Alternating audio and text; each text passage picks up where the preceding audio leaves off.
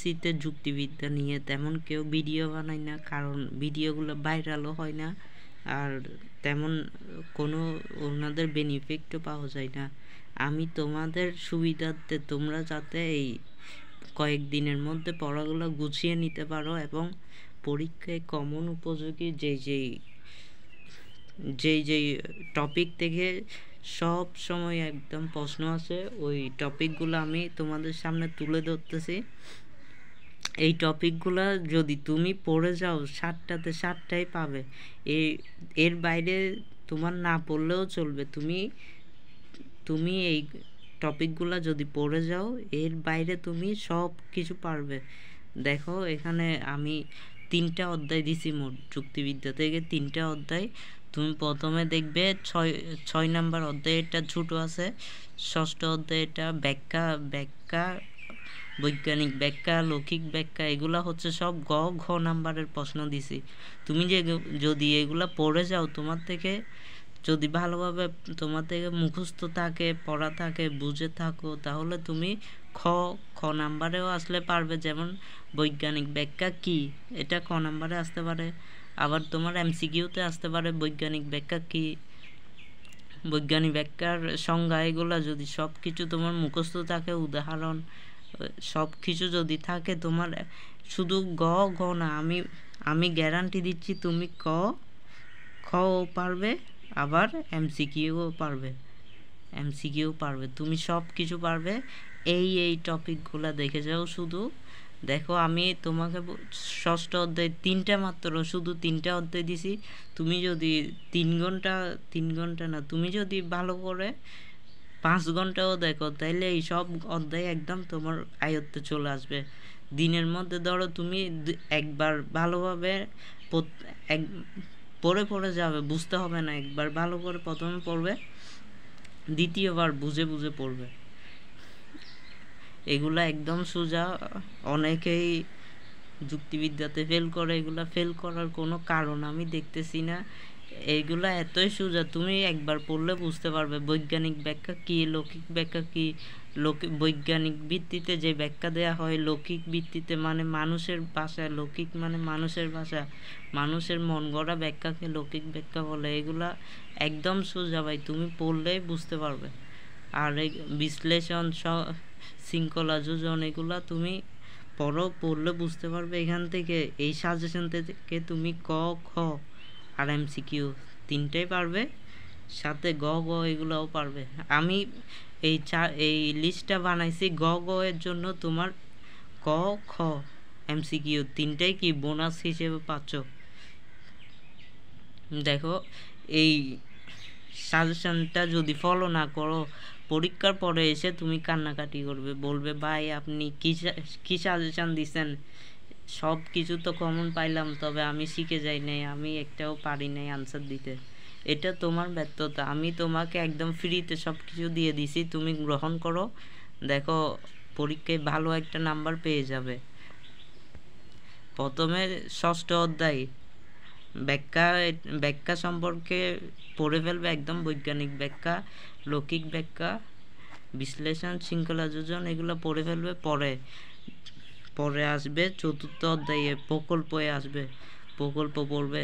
এগুলো অনেক ছোট অধ্যায়, এই 2টা অনেক ছোট অধ্যায়।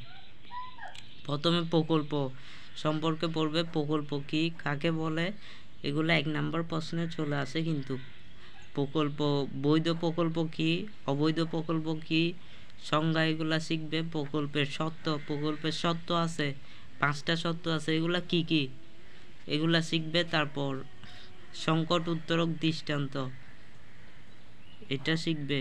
এগুলা সবগুলা সংজ্ঞা আছে, বৈশিষ্ট্য আছে, এগুলা শিখবে। আরোহের সমন্বয়, এটা কি শিখবে।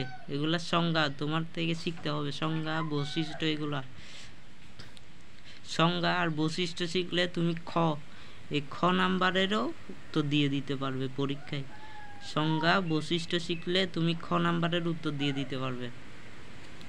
তারপর দেখো পূর্ণাঙ্গ আরোহ, 3য় অধ্যায়। এটা একটু বড় থাকলেও আমি তোমাকে একদম ছোট করে দিছি। এটা বড় থাকলেও এটা অনেক বড়। 3য় অধ্যায় আমি তোমাকে একদম ছোট করে দিছি। দেখো এই কয়েকটা টপিক মাত্র, পূর্ণাঙ্গ আরোহ, অপূর্ণাঙ্গ আরোহ, বৈজ্ঞানিক, বৈজ্ঞানিক আরোহ, অবৈজ্ঞানিক আরোহ, বৈজ্ঞানিক আরোহ, অবৈজ্ঞানিক আরোহ। দেখছো, বৈজ্ঞানিক আরোহ এগুলা গ নাম্বারেও আসতে পারে। তোমাকে আমি টপিক ভিত্তিক দিয়ে দিছি, পূর্ণাঙ্গ আরোহ, অপূর্ণাঙ্গ আরোহ, বৈজ্ঞানিক আরোহ, অবৈজ্ঞানিক আরোহ, সাধু সাদৃশ্যমান, অসাধু সাদৃশ্যমান, সাধু সাদৃশ্যমান, অসাধু সাদৃশ্যমান। এই টপিকগুলো পড়লে তোমার থেকে আর কিছু করতে হবে না, তুমি এমনিতে সব কিছু পেরে যাবে। বিশ্বাস না করলে তুমি এখনই আমার আমার ভিডিও চালাই, ভিডিও দেখে দেখে তুমি দেখো এই সব টপিক এমসিকিউ, তারপর হচ্ছে তোমার গ নাম্বারের প্রশ্ন, ক নাম্বারের প্রশ্ন আসছে কিনা তুমি প্রশ্ন দেখো, প্রশ্ন দেখলে পেয়ে যাবে। এগুলা ভাই যদি ফলো না করো, তোমার অবশ্যই এগুলা ছাড়া তুমি কমন পাওয়া অনেক কঠিন হয়ে যাবে। আমি কেন দিছি 100% গ্যারান্টি, আমি পরীক্ষায় আমি নিজে এই চার্টটা বানাইছি, আমি অনেক এমসিকিউ আর সৃজনশীল প্রশ্ন সব আমি বারবার প্র্যাকটিস করছি। এই প্র্যাকটিস করার ফলে আমার থেকে একটা জ্ঞান অর্জন হয়েছে। ওই জ্ঞানটা হচ্ছে কি, এগুলার বাইরে আর কিছু আসে না, এগুলার বাইরে আর কিছু আসে না। এই অধ্যায় থেকে যদি ষষ্ঠ অধ্যায় থেকে পরীক্ষায় প্রশ্ন আসে, এই অধ্যায়ের বাইরে আর কিছু আসবে না। এই চতুর্থ অধ্যায় থেকে যদি প্রশ্ন আসে, চতুর্থ অধ্যায় থেকে তো অবশ্যই আসবেই। এই অধ্যায় এই টপিকগুলোর বাইরে আর কিছুই আসবে না। যদি তৃতীয় অধ্যায়ে প্রশ্ন আসে পরীক্ষার, তৃতীয় অধ্যায় থেকে তুমি ধরে রাখো তিনটাই দেখো, এখানে গ ঘ, এটা একটা, এটা একটা, দুইটা, কয়টা পরীক্ষা প্রশ্ন আসবে, কয়টা, দুইটা।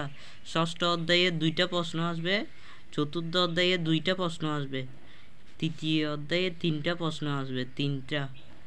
দেখো 3 4 5 6 7, 7টা প্রশ্ন কমন, একদম কমন, কোনো কিছু ছাড়াই। আর যদি হালকা একটু ব্যাস কমও হতে পারে তোমার, 7টার থেকে তুমি 6টাও পেতে পারো, এটা ওনারা, তবে 7টাই কমন পাওয়ার সম্ভাবনা বেশি এই টপিকগুলো থেকে।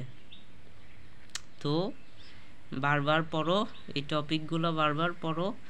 আমি তোমাদের সব কিছু দিয়ে দিছি, আমার জ্ঞান যা ছিল, আমার অভিজ্ঞতা যা ছিল সব কিছু দিয়ে দিছি। এইগুলো টপিকগুলো পড়ো, এর বাইরে আর কিছুই আসবে না। তোমরা যদি চাও আমাকে কমেন্ট করিও কোন বিষয়টা কোন টপিকটা বুঝতেছো না ভালোভাবে, ওইটা আমি তোমাকে একদম ব্যাখ্যা করে দিব। যেমন যদি ধরো বৈজ্ঞানিক ব্যাখ্যা, লৌকিক ব্যাখ্যা না বুঝো, আমি সংক্ষেপে ছোট একটা চার্টের মধ্যে তোমাদের সব কিছু বুঝিয়ে দিব। পরীক্ষায় ওই চার্টটা শিখবে, আর বৈজ্ঞানিক ব্যাখ্যা কি এগুলা শিখবে, এগুলা লিখে দিয়ে আসবে, হয়ে যাবে। তুমি 4-এ 4, 3-এ 3 পেয়ে যাবে। তোমাদের কোনো সাজেশন লাগলে, কোনো কিছু না বুঝলে আমাকে বলিও, আমি তোমাদের বুঝিয়ে দিব।